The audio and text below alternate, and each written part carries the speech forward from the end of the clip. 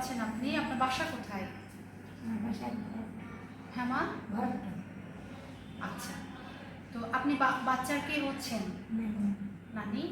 আচ্ছা, বাচ্চা কি নর্মাল না সিজার? নর্মালে হয়ে গেছে, তাই না? তো আপনি তো বুঝতে পারছেন বাচ্চা অনেক ছোট হয়েছে, অনেক আগে হয়ে গেছে। তো দেখেন আমরা যে সমস্যাগুলো বাচ্চার পেলাম, হ্যাঁ, বাচ্চারগুলো যে প্রচুর শ্বাসকষ্ট, দেখেন এই যে মুখে কিন্তু একটা আওয়াজ হচ্ছে, শ্বাস সে নিতে পারছে না ঠিক মতো, তার জন্যই আওয়াজ হচ্ছে, হ্যাঁ।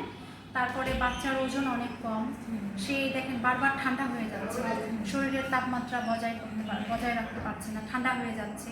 এই যে দেখেন এখানে দেবে যাচ্ছে বুকের এই জায়গাটাতে অনেক শ্বাসকষ্ট বোঝা যাচ্ছে, হ্যাঁ, ওজন কম হয়েছে। তো আমরা এই চিকিৎসা তো আমরা এখন কোনোভাবেই মুখে কোনো খাবার দেওয়াই যাবে না, মায়ের দুধ এখন দেওয়া যাবে না। এখন যে স্যালাইনটা পাচ্ছে এভাবেই তাকে স্যালাইনের মাধ্যমেই তার খাবার, এটাই তার খাবার, হ্যাঁ, আর অক্সিজেন পাচ্ছে। কিন্তু মা এই যে বাচ্চার তো অনেক শ্বাসকষ্ট এবং বাচ্চা তো অনেক ছোট হয়েছে, ওজন তো আপনি জানেন অনেক কম, হ্যাঁ, মাত্র হলো যে 1200 গ্রাম না, আমাদের এই বাচ্চার ওজন 1200 গ্রাম। তো এসব সমস্যার পাশাপাশি আমরা আরও একটা সমস্যা পাইছি মা, একটু আপনি দেখেন পিঠে, এই যে মা, এই যে দেখেছেন এখানে একটা, দেখেন একটা সোয়েলিং, হ্যাঁ, এটা নরম, এটা তুলতুলে নরম। তো এটা সাধারণত এই সমস্যাটা এটা জন্মগত ত্রুটি, হ্যাঁ, এটা জন্মগত ত্রুটি। তো এই বাচ্চার মায়ের বয়স কীরকম? আচ্ছা, ঠিক আছে, একটু কম বয়সী মা।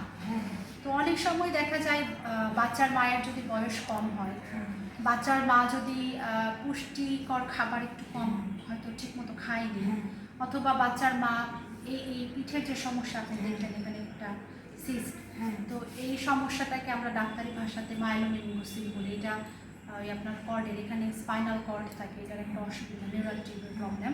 তো এই সমস্যাটা সাধারণত যেসব মায়েরা বাচ্চা পেটে আসার আগে ফলিক অ্যাসিড খায় না, অথবা সন্তান গর্ভে আসার পরে অন্তত প্রথম 1 মাস 2 মাস 2.5 মাস ফলিক অ্যাসিড না খেলে এই সমস্যাটা বেশি হয়, পুষ্টিকর খাবার যদি না খায়।